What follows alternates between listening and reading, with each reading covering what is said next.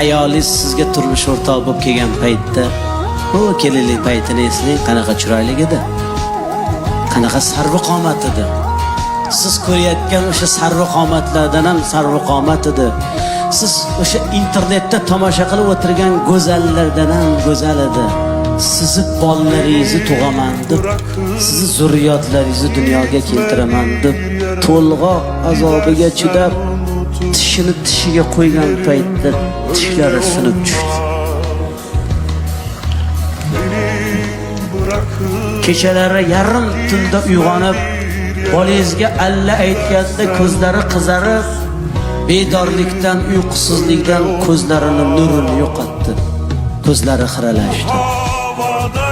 Qoshidan qosh berdi, ko'zidan ko'z berdi, yuzidan nur berdi, yuzlariga ajin tushdi. Siz ayolingizni qanchalik go'zal ekanligini ko'rmoqchi bo'lsangiz, farzandlaringizga qarang.